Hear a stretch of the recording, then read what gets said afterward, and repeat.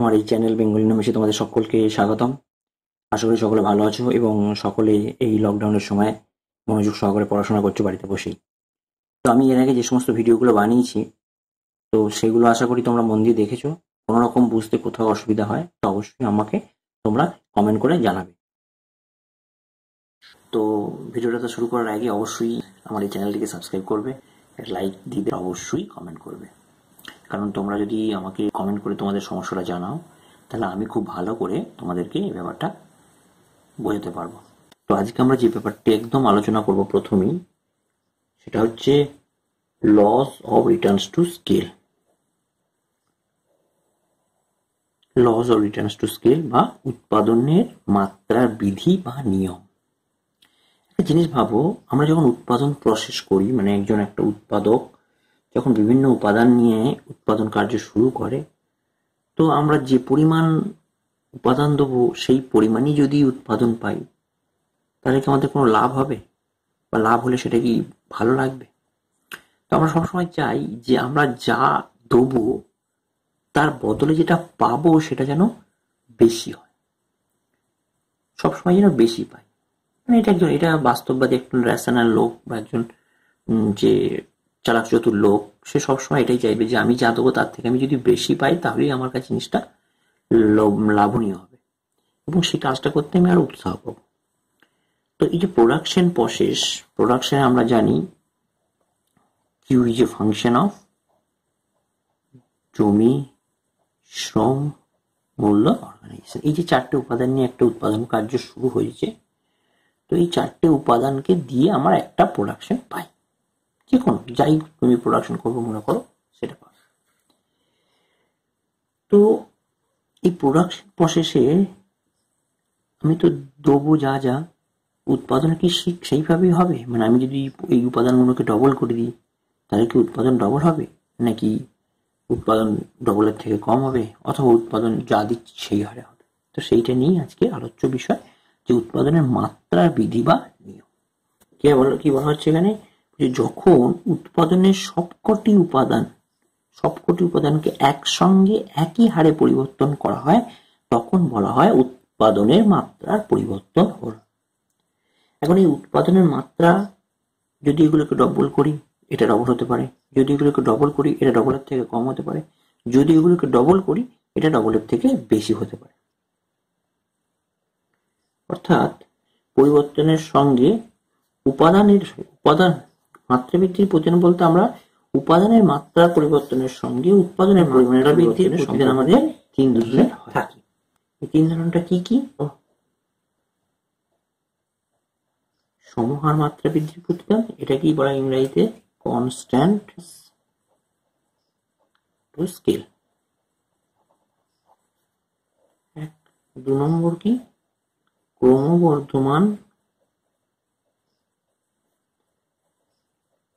প্রতিদান বা increasing Returns to scale. তিন নম্বরটি কি ক্রমহ্রাসমান মাত্রা বৃদ্ধির প্রতিদান বা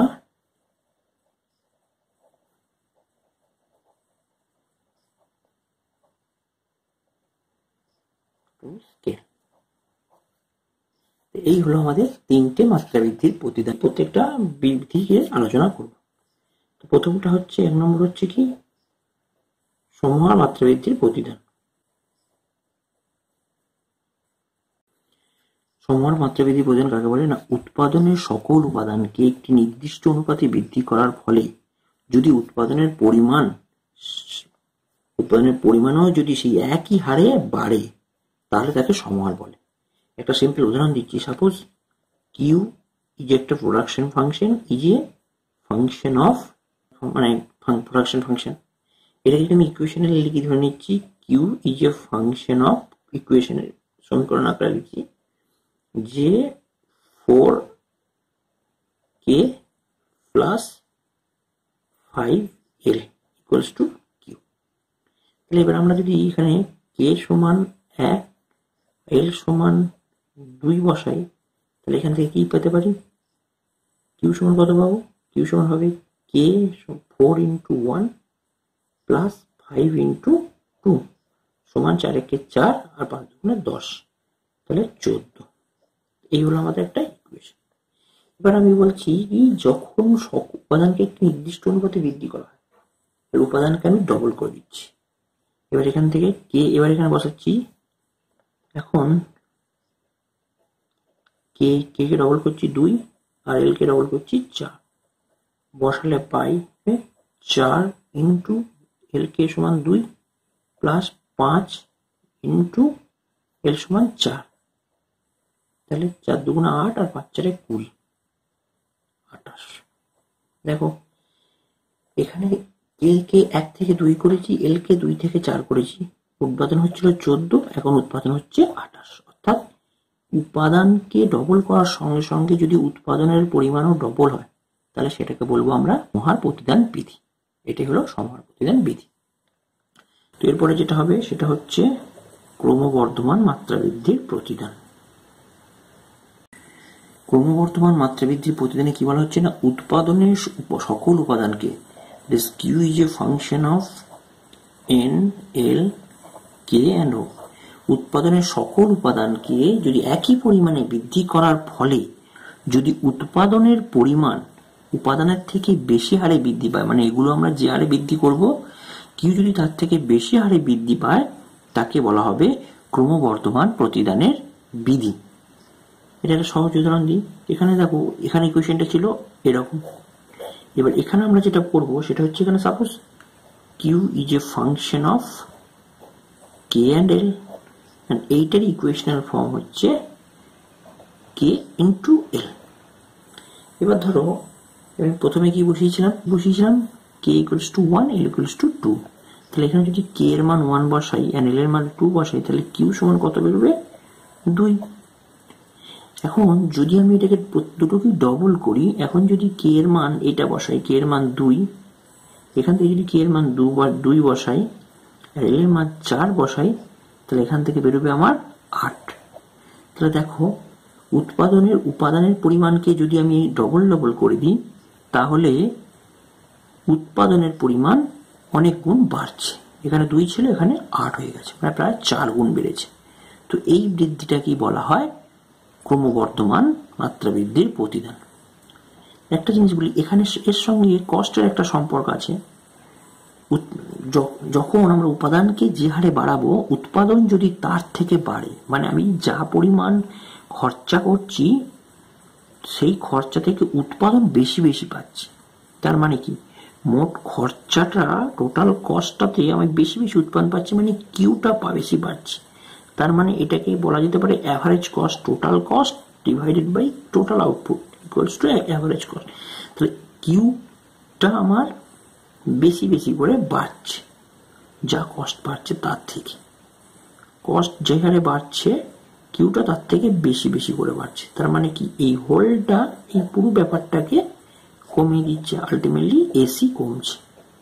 তো এই জন্য ক্রমবর্ধমান মাত্রা বৃদ্ধির প্রতিদান কি বলা হয়, ক্রমহ্রাসমান ব্যয় বিধি।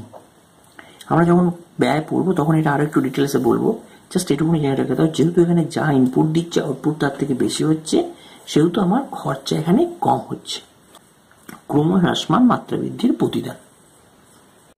ক্রমহ্রাসমান মাত্রা বৃদ্ধির প্রতিদান কি না, উৎপাদনের সকল উপাদানকে যে অনুপাতে বৃদ্ধি করা হয়, Q is a function of labour, জমি, শ্রম, মূলধন ও অর্গানাইজেশন, যে অনুপাতে বৃদ্ধি করা হয় উৎপাদনের পরিমাণ যদি তার থেকে কম অনুপাতে বৃদ্ধি পায় তখন তাকে বলা হয় ক্রমহ্রাসমান প্রতিদান বিধি।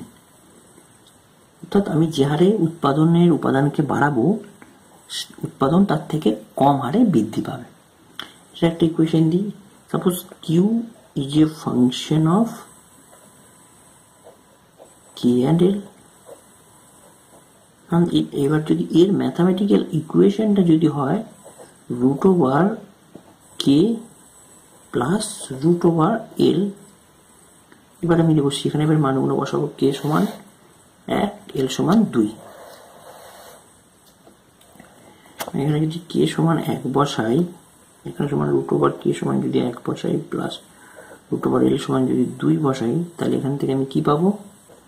এবার এটাকে যদি আমি ডবল করি, মানে এইবার যদি আমি k এর মান 2, l এর মান 4 বসাই তাহলে কি হবে, তাহলে এখানে যদি এবার আমি নতুন কে সমান 2 আর এল সমান 4 বসাই, তাহলে এখান থেকে কি হবে ইকুয়েশনটাতে √2 প্লাস √4 সমান 1.414 প্লাস 4 এর ইয়ে করলে 2, তাহলে এখানে হবে 3.414।